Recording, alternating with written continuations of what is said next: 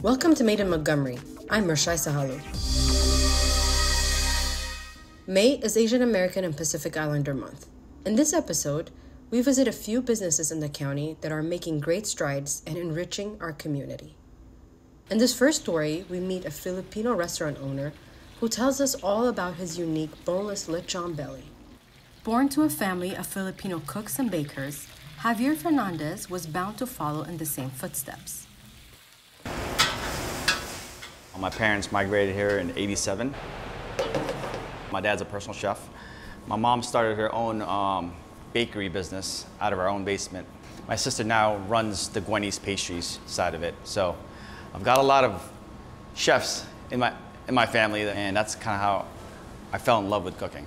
Born on the island of Cebu in the Philippines, Javier knew his passion was to cook and promote the Filipino food he grew up eating on that island. I tell people I cook Maryland Filipino food, okay? When it came time to open his own restaurant. Well, when I came to the concept with Kuya Ja's Lechon Belly, it was always bringing back my past of going back to Cebu, going back to my homeland. Kuya Ja's Lechon Belly, we specialize in pork belly. Lechon is a big staple in the island of Cebu. We're probably the best when it comes to lechon.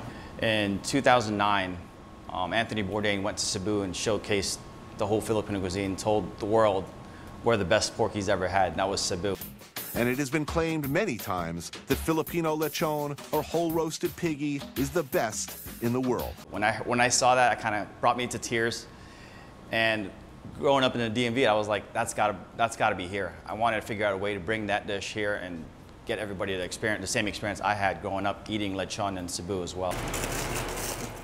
Javier traveled all over Cebu to refine his techniques and create his very own boneless lechon belly.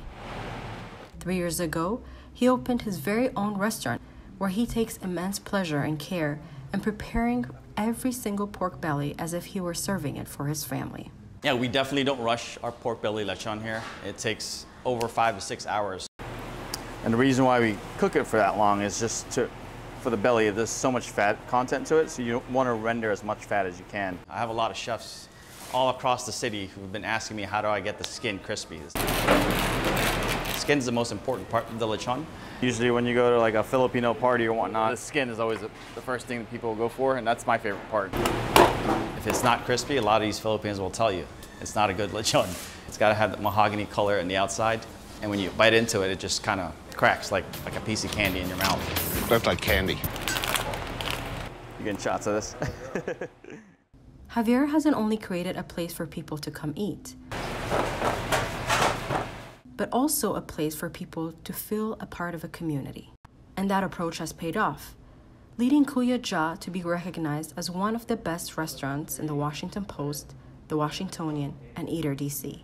Javier says that he's picked a great place to run his own restaurant business. Montgomery County is one of the best counties in the country. Like I said, I just wanted to introduce Filipino cuisine to this area because there's not much Filipino restaurants in the area. There's only a small group of us. This is where I grew up. This is kind of my home now, and I just really wanted to promote Filipino cuisine in this county. Javier is working on expanding and opening another business. This time, a breakfast sandwich place in Gaithersburg. It's called Lapu Lapu. Lapu Lapu is a very historical man. He's our first hero of the Philippines. He's actually right there, the warrior. He's from Cebu, and it's just educating the community where I come from and a little bit of history about that restaurant as well. History of Filipino heroes and Filipino food make Kuya Ja one of the best places to eat. East-West Wellness is a traditional Chinese medicine practice that is run by a grandmother, mother, and granddaughter. You can see the nerve going down. Dr. Mary Hongji, an acupuncturist, was influenced by this Eastern treatment early in life when her mother had a stroke. And my father was a physician, and he also knew the acupuncture. So he did acupuncture on my mother, okay, and my mother was paralyzed on one side, and after the treatment, she was fully recovered. Later in her life, Dr. Hongji got married and was influenced by her mother-in-law, Dr. Chen. And with her inspiration and encouragement, I think I really pursued my career as an acupuncturist. Together with her internationally recognized mother-in-law, Dr. Chen, they opened East West Wellness in 2000. 3 generations, right? Later on, the third-generation acupuncturist in the family, Stacy Ma. Okay, so here we have 2 shelves full of herbs that we frequently prescribe to our patients. Would join the team after completing her studies. She gave us a tour of the practice. And we have 5 treatment rooms. This is, for example, one of them. While explaining the health benefits of each service offered. And every single room have an electrical stimulation unit. We put these electrical stim on the needles, and it makes the muscles vibrate. And that really helps with stiffness and loosen up the muscle for better circulation and healing. We opened up in 2000, the year of 2000, okay, with only 4 treatment tables. And after a few years, we moved into this 5,000 square foot, okay, with 20 different treatment rooms. How is your headache? It's the headache and the constant fog that comes with the Lyme disease. When I was first diagnosed with Lyme disease in August, I used to come in much more often, and now I only have to come in once a week. So the headaches, the joint pain, the fatigue, mostly the after symptoms of it. I'm currently going through the treatment. So Dr. G does all of my liver support, all of the headache support, all of the joint pain, the brain fog, so I can go back to work and lead a normal life. This is a steam tub. We open up this body steam and you sweat. So it's really good detoxification way for your body to get rid of things that you don't want. My specialty doctors for Lyme can tell the difference between when Dr. G has done certain things, because like my ammonia levels are really low.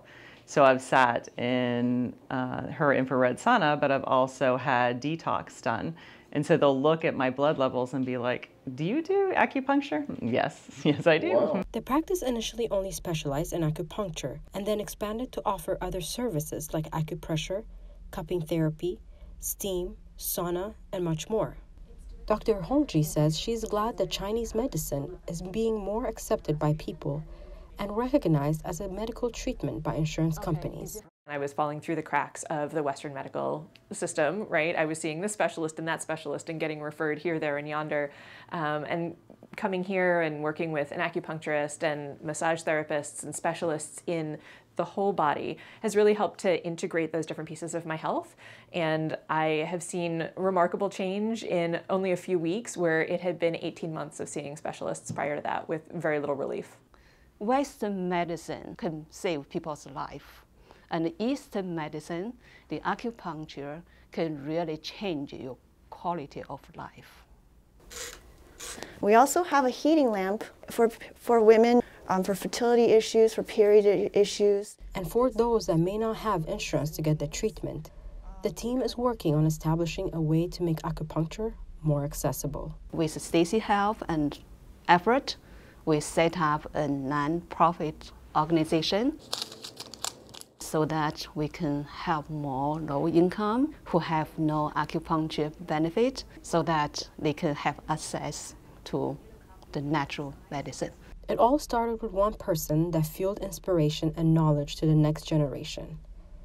And the torch continues to get passed down. And we all learned from her. She passed a lot of knowledge and skills. Her passion over the patient really set us a good example to follow. The family tradition gets to pass on. There's a wealth of knowledge to be shared and sustained. We trust each other, we help each other, and so we really put a lot of compassion and empathy and care into the patients and practicing as a family. And finally, in Bethesda, we meet an icon who's made it her life's mission to keep a piece of tradition alive. When Anuradha Nehru found herself missing a piece of her that had played a big role in her upbringing, she got an important advice, which would later help her change the direction her life was heading. My teacher from India had come with a principal dancer from India, and they had organized a nationwide tour, and I had an opportunity to perform in the DC performance. And at the end of that performance, my teacher took me aside and said, you know, you're wasting your life. And he's an inspirational figure in India. He's like one of the foremost Indian gurus, and he said, you should take up dance because you have the talent, and I will support you if you do that.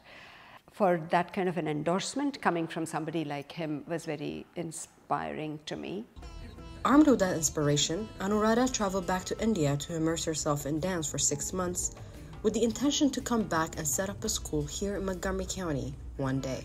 I decided to pivot my life from being a public health professional to giving dance a try. Then in 1991, she founded Kalani Dance School with the mission to preserve, promote, and teach Kuchipudi, a classical South Indian dance style.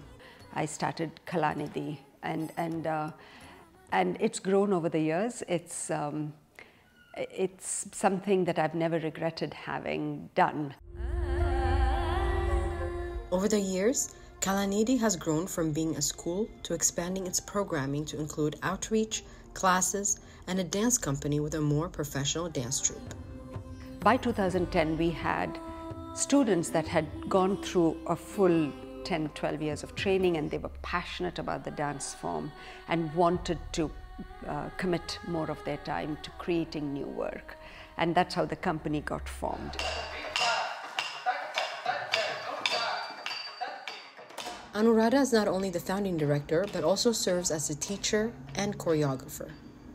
As a choreographer, she's constantly looking to find creative ways to showcase the Kuchipudi dance while also connecting with contemporary audiences. I love Kuchipudi because it's a fantastic tool to tell stories. We have a very elaborate gesture language where we tell stories with the use of hand gestures. It's like sign language. And we use the facial expressions. We use rhythmic footwork. So it's a combination of these three elements that make up Kuchipudi.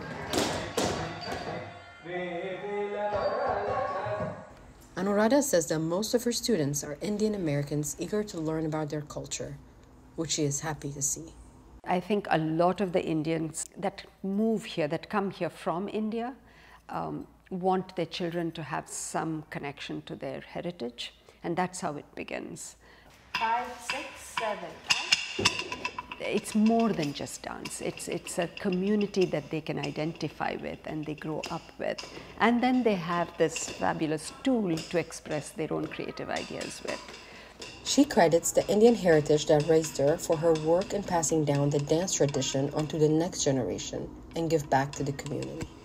We grow up with values of respecting our elders, respecting our teachers, a sense of humility, and a sense of not pushing ourselves to the forefront. Has influenced my attitude towards how I have run Kalani dance over the past 30 years. I've always seen it as a service to the art form of Kuchipudi. Anuradha has called Montgomery County home since 1987 and has no intention of moving away anytime soon. I love living in Montgomery County. I think Montgomery County Arts Council particularly, I'm grateful to the Arts Council. We've developed a relationship over the years. They're incredibly supportive of the arts in this county. And that's why we live here. That's why we're here for 30 years. Anuradha feels that she has accomplished her life's mission to inspire appreciation for the Kuchipudi dance through creative performances in order to keep it alive. And what's most exciting is to see the passion that the next generation of dancers that we've trained have for Kuchipudi. And I just feel it's given me so much more meaning and purpose. She hopes that Kalani Dance Company will become a touring company and take Kuchipudi everywhere around the country and world.